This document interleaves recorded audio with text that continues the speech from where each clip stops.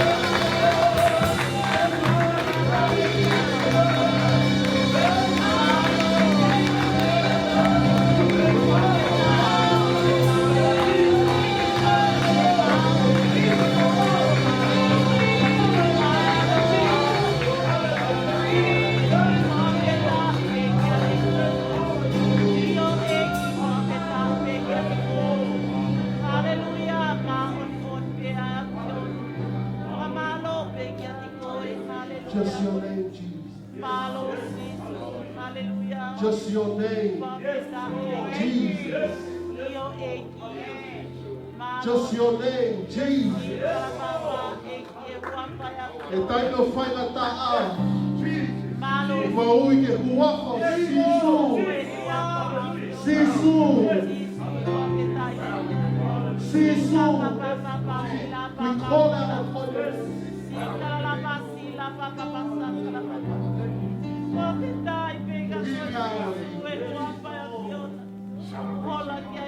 Father God, we pray that we say now, every time we call upon your name, let us be reminded of your glory, the holiness, who you are.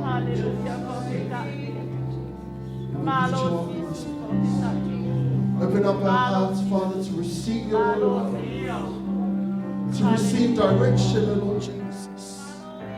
Speak to us, Father God. Speak to us. We give you all the glory and the honor that you deserve. In your mighty and precious holy name we pray. And everybody says, before you sit down, give someone a high five. Amen. Amen.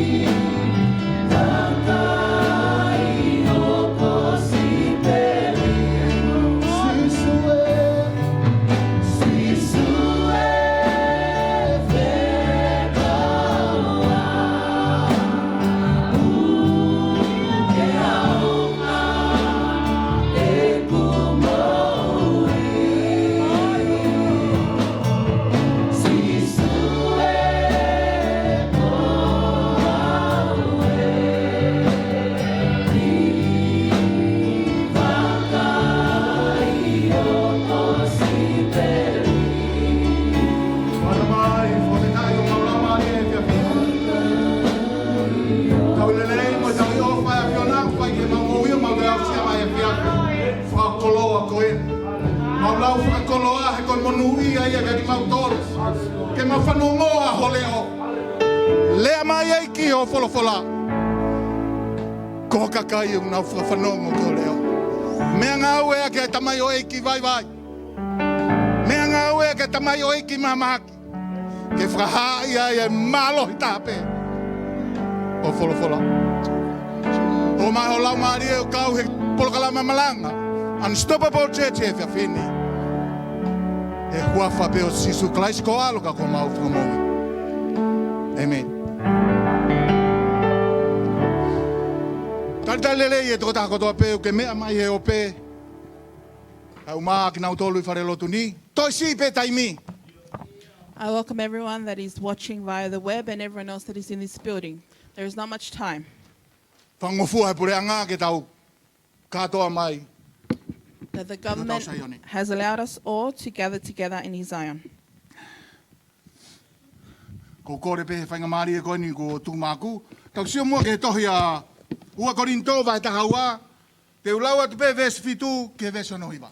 And I ask this, in this opportunity that I've been given that we turn our Bibles to 2 Corinthians chapter 12, verse 7 to 9.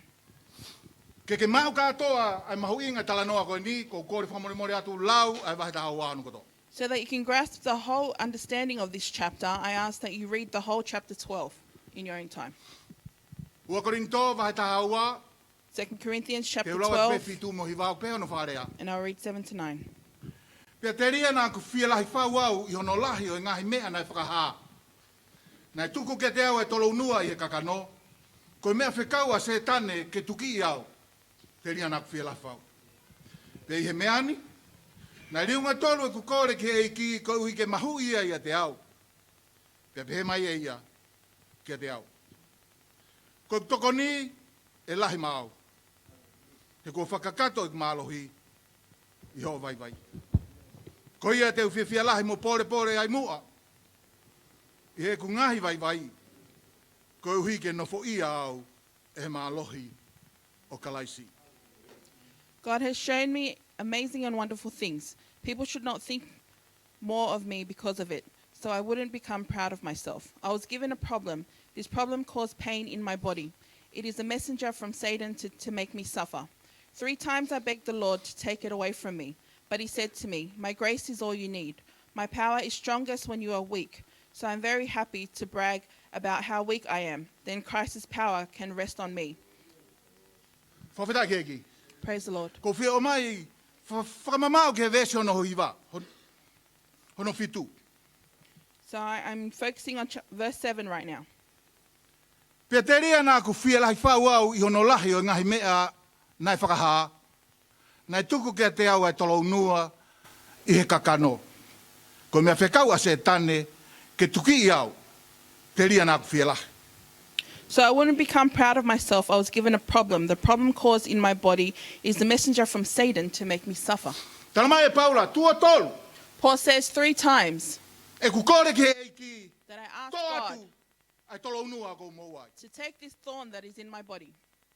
Ko taria sisu. And Jesus' response, Ko e ku tokoni, e lahi au pito. Ko My e ku help- keresi, e lahi au pito. "My help is great. My grace is all you need." Ko whia mau ke o mai e whakaukau ko ni ke tau whamamau ke aisias. And I want to bring this thought for us to focus on, church. Ko tolo unua ko ni o talanoa ke a Paula, o mahino pe ia, o kune ngau ea ke metaphor, o kune hanga whakatata, ki he mamahi nai mouai. This thorn or this problem that Paul is referring to, it shows us that he's referring to a problem that he was facing, Pe ko ha maha ki whakasino, or a disease in his pe ko ha body, whainga mawhasia whakalau maari. or a struggle within his spirit O ku ke moua ai, that he was taken by. ko tolo unua ia o ou. That is your thorn or your problem. E kuhoko ko karistiane fo ou. When I first became a Christian, Pufua taria e ki, the first time I received Jesus, ko ngo e au ia, tosi pe ke he kau he hala alu he van. I felt it was almost time for me to get on the road and go up to heaven. Kau kalotu ka mea, When we pray for something, hoko pe he taimi pe ko ia. that it will help, that will happen immediately. Ko whanau e nau ke iki, Children, when they were still young, tangi pe hata lere mai, teti mamahi, lotu pe he taimi pe ko ia. When someone would come to me crying, I would pray that very moment. Ka nau ka puke, lotu pe he pōko ia. If my child was sick, I would pray that very Ko e night. ku whakakau mo e ku iloi. And my thought in my mind Ko e ku lotu pe. that as soon as I pray, Ko ntaria he eki. God will immediately answer my prayer. Ko e hoa e tau mei mui. My wife is sitting there at the back, Alu e neanga e no whako he whakavare mo ui, kai peto ha mea kai. and she knows that when I was caught up in the things of this world, there was no food. Ko whanong he lotu ke tala noa e whai whekau na nau lotu pe oange nau mea kai. I heard in church that when they prayed, God gave them food. Ko tange hoa maho ni ma. And I said to my wife, give me your hand. Te ta lotu ke mata mea We're kai. going Nei to tala pray. noa whai whekau whare lotu. There will be food on our table. Na nau The lotu pastor pe pa said kua kia nau mea kai. that when they needed food, they prayed and God gave them food. Ma tu lolo hi fo lotu. Tuk sio ke hoa lotu. So we bowed down and we prayed, and that was the first time I saw my wife pray. O se lotu. After the prayer, Ma ki whakaongo pe. Na ku wawe hau mahata. we were waiting in case someone were to arrive at our door, Halada. and no one came. Ko tange. Puke mau pe ho tui. And I said, keep your faith. La he pe mo ngai mea na whai. No wholo pe api na kei toi holo pe. E ma kai he whanau ka mata autu pe. There were many things for us to do around the house. There was still bread for the kids to eat, and we sat Hoko and e we fitu e waited. fiaf. At 7 o'clock that night, Tuki mai mata pa. there was a knock on our door. Ko fe fine mo e fu kat. It was a lady with a basket, Te mai fe fine. and the lady said, Ko matu. Ko mau lere ha ke highway ke mau alu ki Kempol Towni. Ko mana tu ha ke moua. We Ko were talang ke hoa. Ta oa ve fu kato maana mo Moses. we were on our way to Campbelltown on the highway, and this person said, we Hallelujah. thought of you. Amen. O se tau e ni maglavea. After 5 years of my sickness, Ko kore ke ki ke te maha ku tama. I asked God for another child. Veke ko ku loto fu fu tari e ki. O ngoi pe au ia ko mea pe te kore au ia tari pe. There was so much joy when I first received Christ. I believed that as long as I asked for anything, He would answer. Wa ko fe fine ko mate of abu to ki ai. And I have a daughter that I love dearly. Ko result e lot ko ia. And she was a result of that prayer. Fale e ana e matama fe fine whainga ko mere. Anna gave birth to a daughter, and her name was Mele. Pau ai pe hoku loto ia oku. And my heart was certain Si ko lotu pe ia. that e every tari pe hoku. prayer God will answer.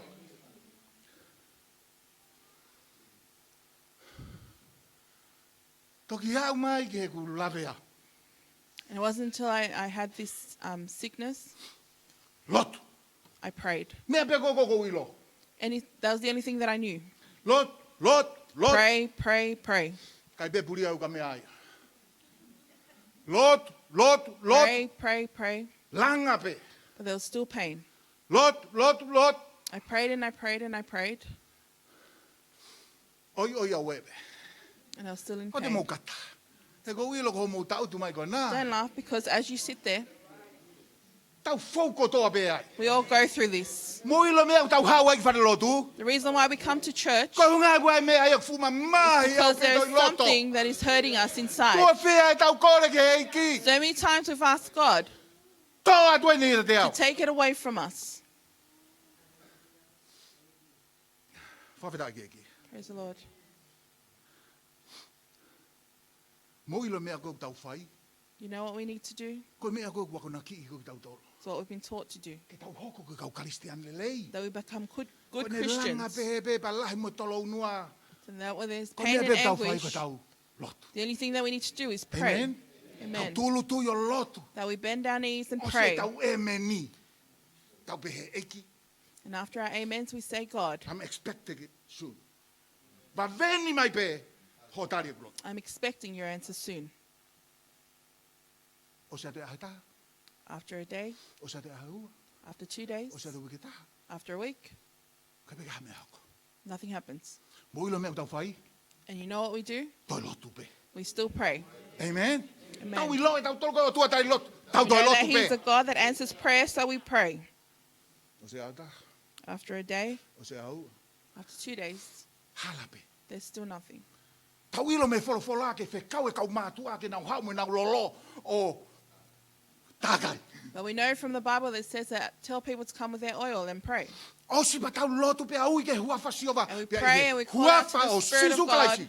In the Spirit of God, tau ilo le rei foi konga ki mui e tau iloi. We know E the tau ka latter part of mensi le that. huafa sisu. That if we mention the E name tari of the tau Lord, that our prayers will be answered. And nothing. Halave. Tau doi lotu. Then there's nothing, but we Halabe. keep praying, and there's still nothing. Lotu. We pray, Kai kai pe. there's still nothing. Lotu. We pray, Kai langa pe. but it's still Lotu. painful. We pray, Ka ke alu pe whanau ia. but your kids still go. Lotu. We pray, Ka ke alu pe hoa ia. but your wife still goes. O au pe ke taimi kai ngā lotu. Then there comes a time, church, Ko tau whakaukau ke tuku ai lotu. that we think to ourselves, maybe I should stop praying. Au pe ke taimi tau whakaukau. Kari lotu kai o tua pe kai. There may be a Ko time where oste we ia he question taimi koe. whether God actually answers our prayer, or was that just in those days? Kei tari lotu ko ai sisu pe kai. Kei whanau Does mai God koe ke still answer lotu. my prayers? Does he still O listen kei to me? Does he tokanga mai still koe hear o me? tua kau pe kai. Does he still care about me or not? Lolotonga koe ho whiwhiri. Ko whawhakaukau. Nā kai ke u. Lahe ku tui he ku lotu. Tua ia no tari. In the midst of those struggles, I sometimes think to myself, is it that I don't have enough faith that my Nā kai prayers koa not ke being u. answered? Men sine hingoa sisu lahi. Am I not mentioning the name of Jesus enough? Sai. Lolotonga koe ho whakaukau. Pe koe ha mea fuoloa ai. Ai tari e ki ho lotu. So in the midst of your thoughts, while you're questioning why God hasn't answered your prayer, E lava mnai ke upehe. Nai whanongo pe o tua e ko ho lotu he urak taimi pe koe na ke lotu ai. could I propose to you that maybe Jesus heard your prayer the very first time you prayed it? E lava nai ke upehe. Na ke ngau e ke pe koe hingoa sisu. I ho lotu. Can I say to you that you did use the name of Jesus in your prayer? E lava nai ke upehe. Nai lahi pe ho tu ia ko ia. Can I I tell ho you ua that ki your lotu. faith was enough on your very first prayer? Ka whakafou nai koe he o tua. He experience ta tau. Nā ne whakafou ai. But God allows you to go through the same experience that He allowed the Apostle Paul to go through. Pia te ria nā ku fia lahi whau au. That I may think that I am powerful on my Nai own. tuku ke te au e tolo nua. There was a problem or a thorn that was allowed to be in me. Koe mea whekaua se tane ke tuki au. It was something that Satan said to put in me. Pia tua tolo e ku kore ke sisu. And 3 times I asked Jesus To atu ia ia te au. to take it away from me. Koe tari pia sisu. But Jesus' answer, Koe ku tokoni, pe koe ku kelesi, my grace or my help e lahi au pita. is all you need or is sufficient. Nā koe uhinga ia o ke fiutari ai ko lotu. Could that be the reason why you are still awaiting O an ke answer lotu for your ko ia. prayer? Ke lotu ko ia. That you are praying, Ka kuhanga e sisu ia whakafou koe. but Jesus is allowing you to go through He mea tau. the same thing Fou ai ne tamai o eki ko Paula. that his Apostle Paul went through. Koe tolo nua koe ni. This thorn that they're referring to, or this problem, Koe mea ku mahina mo kei tisikase kau te olo sia. Pe koe ha koe ai tolo nua koe ni. Ai mamahi koe ni ne fu mamahi ka Paula. Ke lotu I kaitu o tātu o ua kaitu o to. it's something that is clear, and theologians argue about it. What is this thorn that Paul is referring to that he prayed once, twice, and even 3 times for? Te ki ke ilo hata. No one knows the answer Ka to koe mea that. pe ku whakaukau ke ai. Koe What I mea think- whekau a se tane. That it was a messenger of Satan Nai whekau ke tuki I au. that said for a Hange thorn ko to be whakau in na him. koha palo palema whakalau maari. That I think maybe it was a spiritual problem, Ka oku effecti a whakasino ia but tau. is affecting his body. Mea whekau a se tane It was a messenger of Satan ke tuki I au. to create a problem in him. Koe tala mai Paula. Paul O says, kai koe mea whekau pea se tane ke tuki I au. it's not just a messenger of Satan Koe to make me Paula, Koe suffer. mea whekau a se tane. Koe mea whekau a se tane. It was a message from Ke Satan tuki I au. to make me E foi suffer feitu pe ko ia. in that same place. Kai koe tuki e taha kai tuki tuki Not mau just pea. once, but continuously. Tala mai Paula, lotu tua tolu. And Paul says he prayed 3 Eiki, times. Toa tua tolo unua mea te au. Lord, take this away from me. O mamahi, toa tu ia ke mama. It's painful. Take it away from me. Kai keu kei lawa whakaataki, toa tu ia. I can no longer take it, so take it away from me. Tala mai sisu, And Jesus says, Paula, Paul, koe keresi, e lahi au peta. my grace is sufficient for you. Sai koe whakaukau lewa e malanga.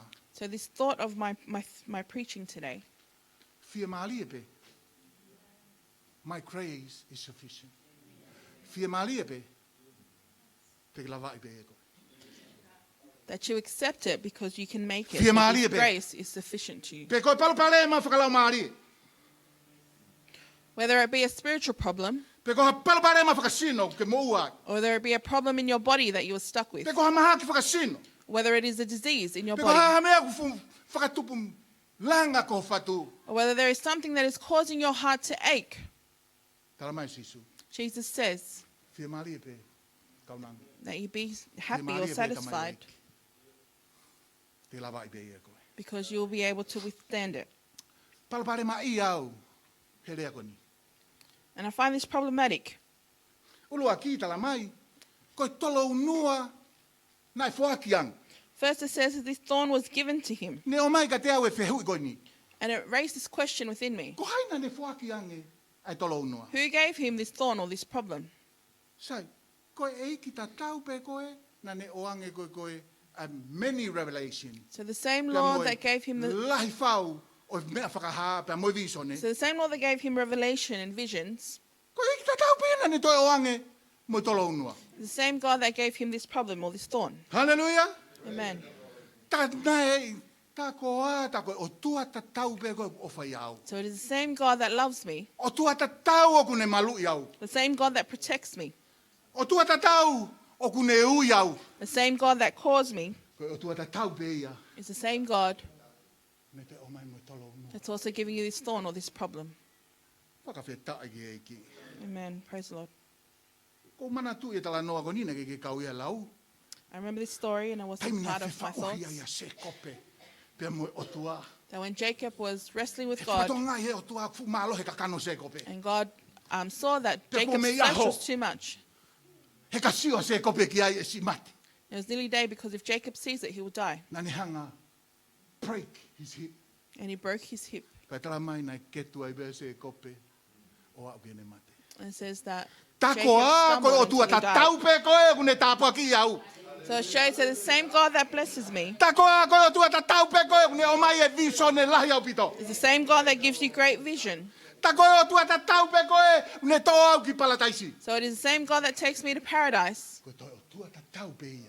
It's still the same God Toi atu pe mo tolo noa that gives you this thorn o kakano. in your body.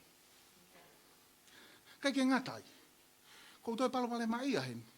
And not just that, I find it very problematic Heu ka koa taha ke hen. because it's not someone Ka different. te tau lau ki e kau tangata fuakawa fo o. If you read about the people in the New Tuku Testament, ke hea si isu.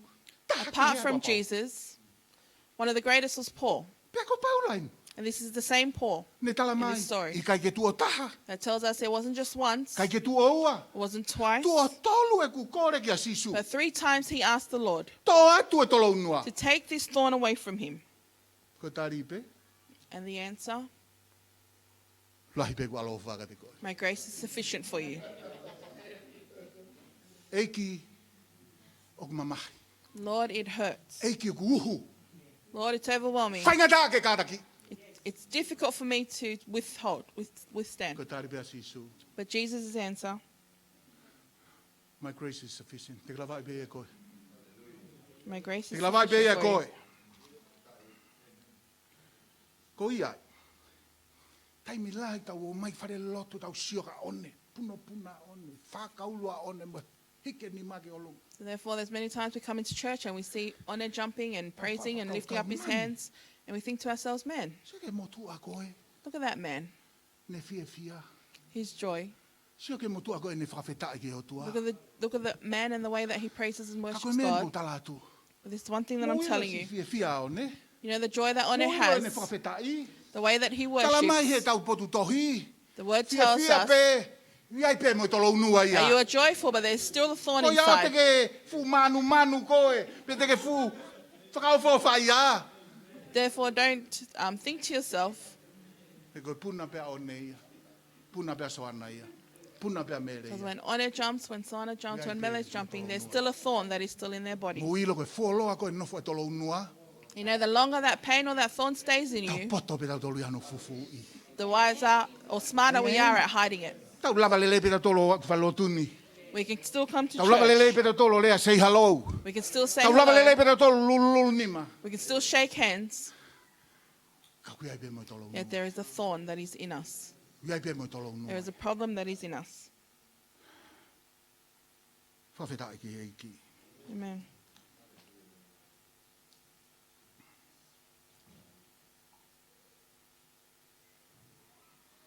Tai menihi.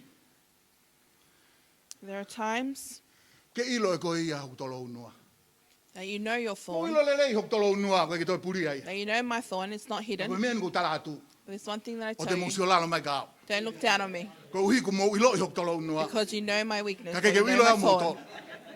You think that I don't know you. O te musio lalo mai ka te au. Don't look down on me He ko me an ko ilo. because this is O what I tolo know. noa na o mai hai. The thorn, and who gave it to me? Te musio mai mo tolo ka na o mai pe sisu.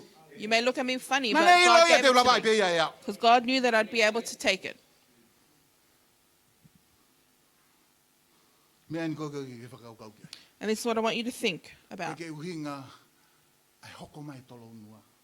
That the reason this thorn was given to you Ko whakailonga ko siri aki ko he otua. is it a sign that God has left Tala you? mai ko ia na ne o mai. It says that God is the one who gave Pe it ke to you. uhinga tolo noa ke pehe ko tau te ai ko he It doesn't otua. mean that God is punishing you. Ka ke uhinga tolo noa ke pehe ko tato kanga mai otua. It doesn't mean that He no longer cares about you. Whawhetai ko e he tolo noa. But Amen. you should pray Whawhetai ko e using ai these he ko e problems. o atu peia e sisu. And you should be thankful for what you have because God is the one who gave it to you. He nei lo e ia. Because He knows Te la vai be ko e. that you'll be able to overcome it. Langa. Io. Pain, yes. Mamahi. Tamai sisu te la vai be ko e. And it may hurt, but Jesus said you'll be able to make it. Koe ko uhinga tolo noa ia. Ke tau pehe ko ri aki ai tau tolo e ki. The thorn is not a reason for us to think that God has Me abandoned he tau us. potohi.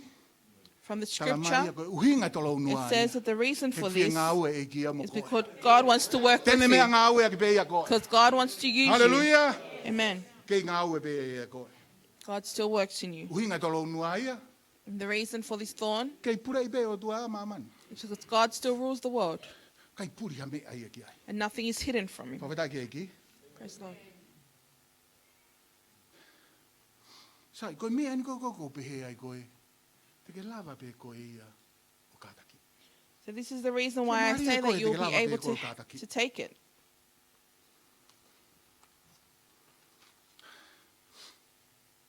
Te watu pēki uhinga whāko i logo mū tau mai kona. Wao nima me ono ho mō ngai uhinga. So I'll give you 4 reasons. I know you may have 5 or 6. Ko ki uhinga pēne whāko pē te ke lava ia. But these are 5 reasons why I tell you you'll be able to overcome it. Whiwa hano whakalea ke rango whaka lau maari. I found it hard to word this, Ka to koe make ni it pei. sound spiritual, but this is what it is. Kataki pe koe. Te ke lavai pe koe. He ko tau tu whakanga pe o tau tolu. Ai tolo unua koe. O mai ka tau tolu. That you hack what you're going through because it is what God gave Te you. lavai pe koe. He ko tu whakanga pe a koe. Ko hui pe a koe. To hack what God gave you because you were called to hack. Kala mai nei tua tolu e lotu a Paula ke toa te tolo unua. It says that Paul prayed 3 times for this pain to be taken away from him.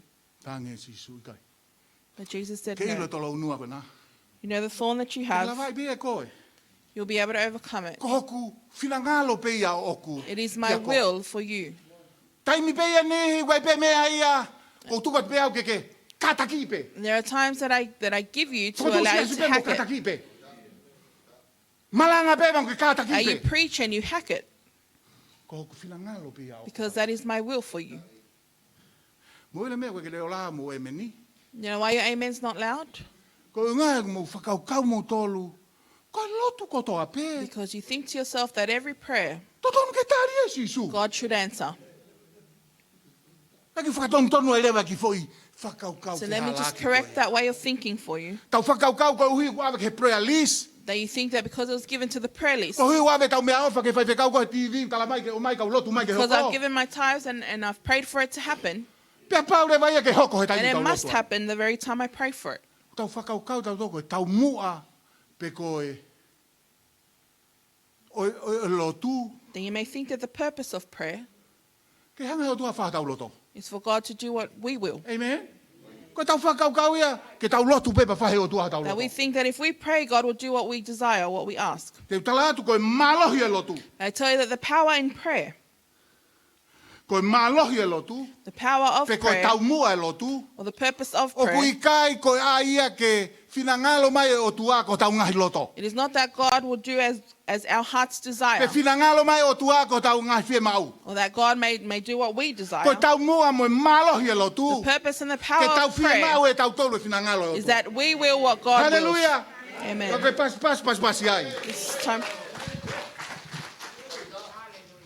Koe tau mua e lotu. That's Sai, the koe tai purpose lewa of ko prayer. lotu ai. So when I pray, Hei kai ke whakamālohi e o tua pe te whakawa eki ko lotu pe tari mai. I'm not going to try and force and say, God, when I pray, you answer. Ka kou whau hoku loto. But I prepare my heart, Whau e ku whie mau. I prepare my needs and wants, Ke whakatatau pe ia pa moe so whinangalo that e o tua. it may align with the will of God. Tukulolo hoku loto. That I put down my Tukulolo heart, whie mau. that I put down my Kai desires, whai pe whinangalo ia e o but that tua. I do the will of Ka God. ka ku whinangalo ke talo nua loloa. And if it is His will that I may have this thorn for a Ka long koe ai time, mai ke ha salomela. Te rawai pe ia ia.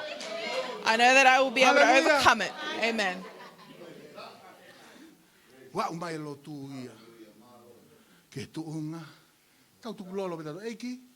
Ko i loa whie mau. Prayer should Ko come tala to the pe state apea. where we say, Jesus, Whai I pe know my whinangalo. desire, but let your will be done. Whai pe ko whakatatau pa mo You whinangalo. do as your will. Sai, ko uhi ko ne pehe ko e lotu, te palo mesia tu rewa, ai ki tāpua ki whalau maari e. So if your prayer is like this, I want to tell you about this blessing spiritually that you will receive. Ulu aki, The first thing, ko ho mahi no i koe koe lotu o ku pehe. when you understand that prayer is like this, Pea ku ne tala mai lewa e palo mesia mai kotoa, koe lotu kotoa pe ne liliu e ia mea kotoa. it says here, God promises that prayer changes everything. Ka koe taimi lahi, There are many times, ko koe pe ia ku ne liliu. it's only you that it changes. Amen? Amen. Ko koe pe ia ku ne liliu. It's you that it changes. He kai ke wha hoko ho lotu ke atakai u ke lotu ki ai. Your prayer will not always Pe ko ho lotu result mai pure anga. for your environment or Because your all of them have government, family. whether you're praying for a family member. Taime ni koe ke wha hoko ha mea ia ka nauto. There are times when nothing happens to them Ke lotu ko ke puke. because you're praying and Ato even a if you siri ne pray for puke ian. sickness and they get worse. Ke lotu. E ki to atu. You pray, God, take this away, Kai whaka au pe ai mamahi ke lahi. but then the pain eventuates and becomes more Kai ke painful. wha hoko ia, he mea ko ke lotu ki ai. It doesn't always happen or result with what you pray for. Kau ke ilo mea biliu, But you know what changes? ko tu ngā loto.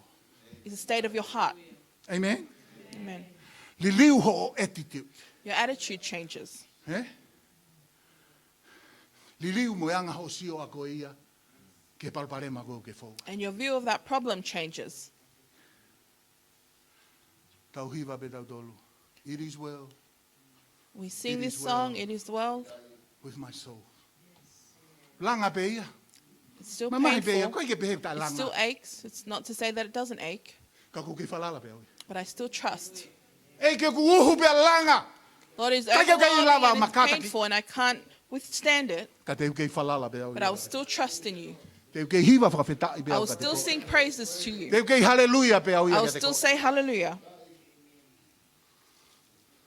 Te ke tatari pe au ia ka te ko. And I'll still wait for you. Ko taimi pe au. Because your time, Ka tuk whai pe ia. let it be done then. Ko tuku lolo atu. E ku whi mau aka koe. I'm Kei ke leaving my ngatai. desires. Ko lotu ko toa pe te palo mesa ka te koe. And not just that, every prayer I promised you, Tari pe heo toa. God will answer. Lotu ko toa pe. Every prayer God answers. Ko pango pe. But the problem is, He kulahi hake tari he ua. O kulahi hake tari ia he io pe. that the answer is more than Amen. just a yes. O kuia e tatari. There is an answer sometimes to wait. O kuia moe. There's an answer that is no. Ikai. Sai, ko mu tolu kona, mu kata, kau whakauri tō lahi. So as Koe you tau sit hau there, I koe know ke there are mama. many people that actually drive, and as we come to the traffic light, Lanu mata pe, tala mai ke ha, when it's green, what does it say? tau lere. Tells us to go. Hengenga tala mai ke ha, neongo. When it's yellow, it says prepare to stop. Tō lahi a mo tolu ia. And there's many mo of ai mo you tō oppositi he They hengenga. do the opposite when it's Pe yellow. mai ke slow down. Slow down, but then you accelerate. Pe taime nihi. And there are O times kula mai mama. that the traffic light is red. Taime nihi tau lotu. And sometimes when we pray, Tala mai sisu. Jesus says, Ko hui o whakatatau mo hok whina because it is according to my Te wā tu will, pētai nim. I will give it to you at this moment. Green light. And then there's a green light. Taime ni. There Tau are loki. times that we pray, Ta mai sisu.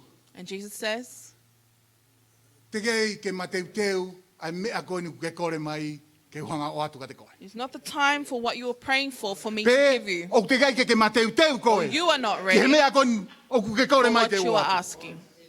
Tala mai sisu. And Ki Jesus tatari pe says, nela. just wait, Ki tatari pe. just wait. Te wā upea uia ki ai. I will get Ka there, ki tatari pe. but you just need to Taime wait. ni. Ki enge ngai mama. And there are times, sometimes where it's yellow, Pe taime lewa ni. but then there are times Alua tupe. Kulokula mai. you go and Mo it's ila red. uhinga kulokula. Do you know what red Talamai. means? Tu. It means to O stop. te ketoe ngawe. Don't move. No. The answer is no. Mo ila mea kulokula ai. Do you know why it's red?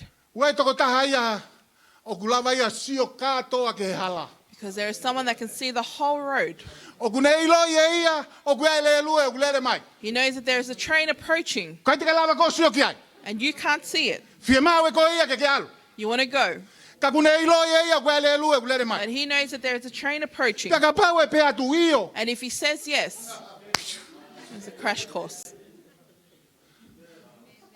Ilo ke aluangi ko ke tau matu o tu a. You know that as we So mature, tonu ke tau appreciate. we should appreciate No mai ai o the tu time that God says no to us. He? He kai ke tau ilo ia tau tolu. Because we don't know Ko ene talamai i kai. that when he says He kune no, ilo i hawa e whaingata. because he knows when He ka pau difficulty e io atu. comes. Because if he says yes, E tau ia koe patike. Mau lahi au. then it will crash you and then Kai you ke ki. find it very difficult. Lotu ko toa pe au tari pe sisu. So every prayer God answers, Ka pau na kai ke i ka i atu ka koe. and if he didn't say no at times, Pe he ku ke si malo loto mai au. you'd probably be Ke dead le right kau now. pe atu au ki tu umu. Because sometimes when you want to Tau go, fi. but God says stop, Ia taimi talamai e ki i kai. there are times that God says no, Kai ki tau ilo tau tolu au hinga ku i kai au tua. and we don't know the Ne reason. afio, mantu all knowing, omniscient. Remember that He's an Ne ilo e all-knowing whaitu hau God. mea e whaingata a. He knows where difficulty comes from. Pau ne talatu pe ki tatari pe. And Tu, He says, just wait, stop. I will say no today. Today is the no. Kau tau ilo tau tau kai i kai be o tua ia tani. But we know that God doesn't always say no. Kau i ka hau lahi ne alo wha. Kono ua, Point mea number pe 2. ai, te la vai pe e koe. The reason why I say you can overcome this, Te la vai pe e koe. whatever struggle you Ko go inga, through, because tala mai sisu.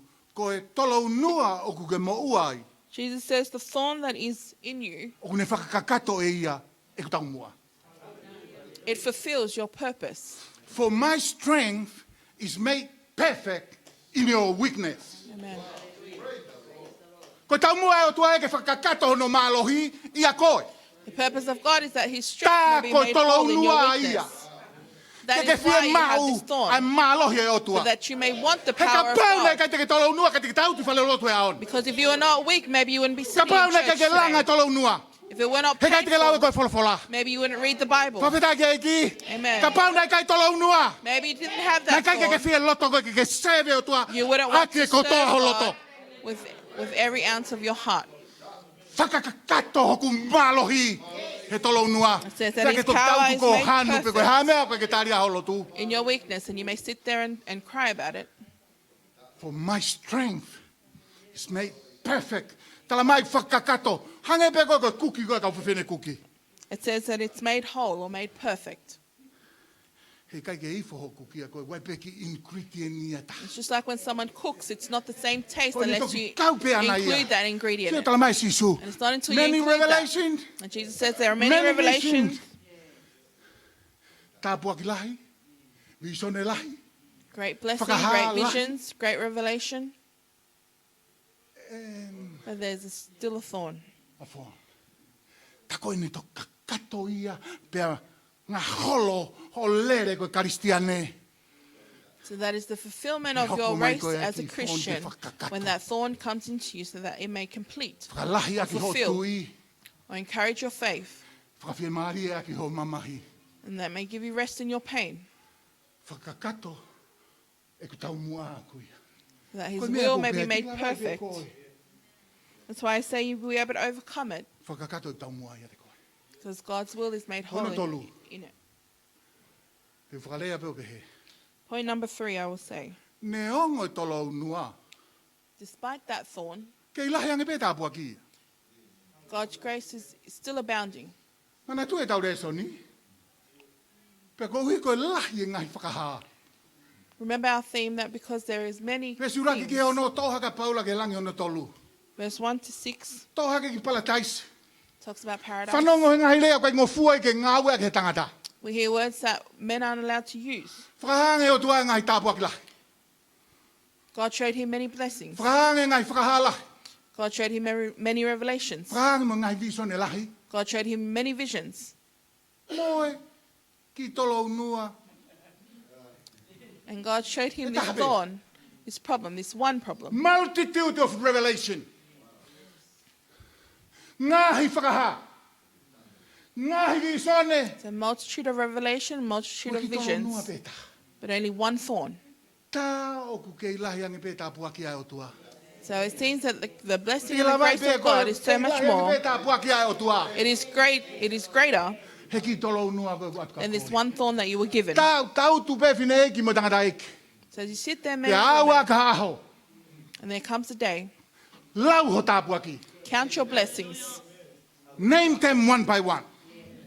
Pa te ke toki ilo. and then you will know Ko ngahi aho koe tāpua ki. that your days that are blessed Kei lahi mama o ange pē are ia. still far more He aho koe ke than the langa one i day tolo where you unua. are going through that pain. Neongo e tolo unua. Despite that thorn or that Kei lahi ange problem, pē tāpua ki. your blessings are far greater. Multitude of vision. Multitude of vision. And one phone. Neongo e ki langa. Ilo mea ko fia ai whai whikau. Tolo unua pē, mo kei wakai pe ke hoa i api. Tolo unua pē, mo kei wakai pe ke whanau. So despite the Kei age, lahi ange pē tāpua ki ia. Tolo unua pē, ku wakai e ni ke whangamopuna. Hallelujah. what gives me peace is that I may be in pain, but I still see my wife, I still see my kids, and I still see my grandchildren. So that I may feel pain, but I still have overwhelming peace and overwhelming blessings. And although we have great blessings, we keep our focus on this one thorn. And we keep our eyes on this one pain. No. Ko ilo I pēa koe mea ko whaingata ia. I know that there is something that I struggle with. Ka ko ilo au iau lahi ange pē tāpua But then ki I au know tua. that the blessings of God are far greater. Neongo e tolo unua. Despite the thorn or the Neongo e problem, tafa. Ko kei tua tu pēa hon. I'm still standing here. I'm still standing. Amen. Pea te usio ai ke heki tolo unua e taha. And if I keep focusing on this one thorn, Te mnofo ai heki tolo unua e taha. and if I stay there Kai tukuange tāpua ki ai o tua. and forget about the blessings of God, Whakau sipe. and in closing, O ilo koa. Naka ke talangi e sisuia I kai. Jesus didn't O say tau no. lava ke tau imply e tau toluia me he tala noa. We may imply Kotaria this from the sisu i story kai. that his answer was Oe, no. nau tala atu. Tu o tolu e loto a paula, koe tari ka says- sisuia. Paul prayed 3 times, and Jesus replied, Koe kukere si paula My grace, Paul, e lahi maa. is sufficient for you. My grace is sufficient. Koe ku toko ni e lahi au pito. My Koe grace mea for koe my te ke lawai help ai pia koe. is sufficient. That's why you can make it. He koe toko ni e lahi au pito. Because God's grace is sufficient. Koe kukere si my grace o lahi au pito. Koe lea koe sufficient. Koe lea koe hau mea is sufficient. The word sufficient derives from, Hau me military. Hau me he kau soti ane. comes from the military. Koe lea koe sufficient. The word Koe sufficient- protect from an attack. Talange sisu. Paula? And Jesus says, Paul, Koe kukere si. my grace Tene malu I pe ia koe. Me oho figo na will koe. he me protect you from the messenger attack setane. of the messengers of Satan. Koe kukere si. My grace o kulahi au pito. is sufficient. Ne ongo whenga e phone ke tamate i koe Paula. Despite the thorn trying to kill you, Paul, Ko keresi, my grace tene malu i beia koe. will protect you. My grace is sufficient. E malu i pe koe ia he ku keresi. His He grace kono will whakamoni protect en. him Paula, because this is the tau e truth. taha wha visone. Paul had 14 years of vision O ku kei malanga pe. and he's still preaching. Tau e taha wha ai visone ia. 14 years of vision, Tau e taha wha ho whelanga ki he tolo nua. 14 years of pain because of this O kei thorn, malanga pe. but he's still preaching. Te ke lawa i beia e koe. He ke lolo tonga nofo pe koe mo i keresi. You will overcome because you are sitting with grace. Amen. Amen. Tolo nua pe. Ke kei mohe pe wa ke pongpongi. There is a thorn, but you still sleep and wake up in the morning. Ai e whawhitai ke malo. Let your praises be louder. Tolo nua pe. There's Ke still kei a tui pe wala thorn, hau ki whalotu. but you still put on your clothes and come Mo to tolo church nua pe. with that thorn. Tolo nua pe. He's Ke still kei lava pe thorn. mau me tokon. But you still have food on your table. Tolo nua pe. There's still a thorn, Ko ena o ke kei mohe pe. but you still sleep. Ko keresi God's grace o kulahi au pito. is Paula sufficient. whakakato o malohi o kuia. Jericho. Paul, my power is made perfect in you. Paula neonga ki tolo nua e taha o ke ilahi be walo wha. Paul, Ka pate ke sio despite pe that ko ke one ilahi walo thorn, wha. my blessings are far greater. Paula ko keresi o kulahi au pito. Paul, my grace is sufficient. Ko iai. Therefore, Ka o ku kei langa e tolo nua.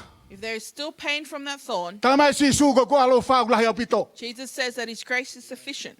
Ka o kei anga kovi atu ataha ka koe. If someone is still being Tala mai cruel si to su you, ko keresi o kulahi au Jesus pito. says his grace is still sufficient. Ka o kei whakamamahi ko e ataha. If someone is still causing you Tala pain, mai si su Jesus says ko keresi o kulahi au his pito. grace is still sufficient. Hallelujah. Amen. Ko iai. Ka inga lotu Therefore, unstoppable. church, unstoppable church, Tuku ai excuse ia ke tolo unua. stop making excuses Ke ke to no that koe koe thorn lotu. for you to stay from church. Tuku excuse ia ke tolo unua. Stop making excuses Ke that kai ke that toi hawa thorn seve o tua. is not allowing you to come and serve God. Tolo unua pe. You have this thorn Mo hau pe ke lotu. and still come to church He koe ha. because of Ko keresi o blahi au pito. because God's grace is sufficient. Tolo unua pe mo ke iofa pe. Koe ha. Thorn, but you still Ko love keresi o blahi au because pito. God's grace is still Pa sufficient. moilo ha mea whawhitawak mo You know one keresi thing au with tua. regards to the grace of God? O tolonga e ku keresi ta engata. It is Ta everlasting, engata never forever run and out. ever, and it doesn't run out. Never run out. Amen. Pata mai. Whawhetai o maulau maari e ko ho wholofola. Peange mai a koi ki mau tolu. Tuku ke mau to e mea ku lelehi. Tuku ke mau ae wahi a honi. Moi mau ilo ko alo whau tai whangatangata. Peange mai ke mau ilo. Ko koe pea si suna ke o mai e tolo unua. E ke ilo i pe koe ia lava i pe ia Unstoppable Church. Lava i pe ia e whaiwhekau mono hoa. Lava i pe ia e kau elta. E lava i pe ia e kainga lotu. Ke o pe ia langlangi. Nau mo e mafi o taingata. Amen. Malo pe whawhetai ke ki. Mo whatatari, mo whanonga.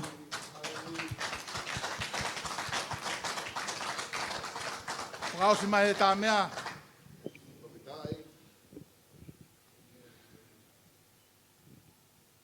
Mahalo koe wikau. E kei whai at pe me whaitu tatau. Ui ai timi una whanga whahoko atu e tau polo kalama. Ki mō tolu kona koe ki lama ki whai lotu. Mō wakai pe ke tau website. E tuko atu pe nau tolu e timi koi a miti ake. Ai taimi. Mō tau whakaunga e pe ke pure a ngā pu whai taimi ke tau hau kātoa. Amen. Whatawang pe upape mai. Whatawang e tapu kina e ki unga koto.